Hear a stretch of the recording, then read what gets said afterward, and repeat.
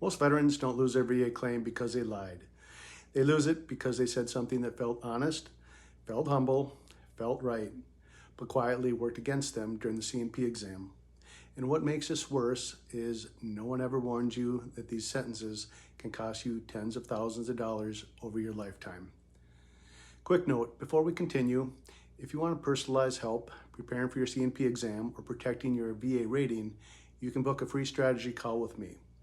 There's no pressure, just clarity. The link is in the description below. I'm Todd Traczyk, West Point graduate, Army combat veteran, and founder of Benefits Beyond Service.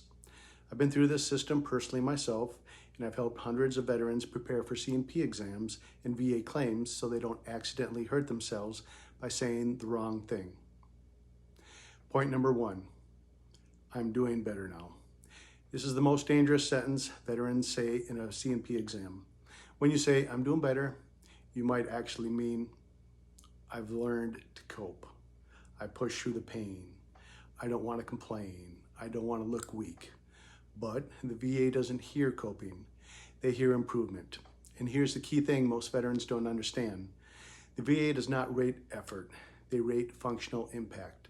So if your condition still affects your work, sleep, concentration, relationships, or your daily functioning, you must explain that clearly, even if you've adapted. Adapting does not mean the condition is gone. It just means you're surviving with it. Point number 2, others have it worse.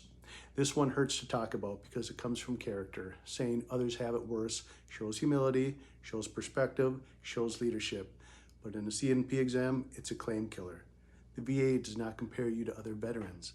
They compare your symptoms to the rating criteria. When you minimize yourself, the examiner documents lower severity, and the VA rater only sees what's written on paper. Your job in a C&P exam is not to be tough. It's not to be stoic. It's to be accurate and truthful. You're not taking benefits from anyone else. You are protecting the benefits you've earned. Point number 3, answering questions instead of describing impact. This is where most veterans leave money on the table. The examiner asks a question, you answer it, and then you stop. But the examiner is not living your life. So you must explain impact, not just symptoms. For example, if pain limits your movement after repetition, say that. If migraines force you to lie down in a dark room, say that. If PTSD affects your sleep, focus, or relationships, say that. If symptoms flare under stress or fatigue, say that. Specific real-world impact is what gets rated. If it's not written down, the VA acts like it doesn't exist. Here's the truth. Honesty alone is not enough in a C&P exam. Accuracy, clarity, and context are what protect your claim and your long-term benefits. Quick question, veterans. Which part of the C&P exam do you find most frustrating? Please comment below as I read and reply to every veteran. And veterans, could you do me a huge favor?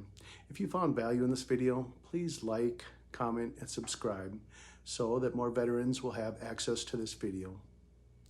If you want help preparing for a C&P exam, understanding how the VA actually rates conditions, or mapping out your next steps, I offer a free strategy call. No pressure, no sales pitch, just clarity. You can book it using the Calendly link in the description below.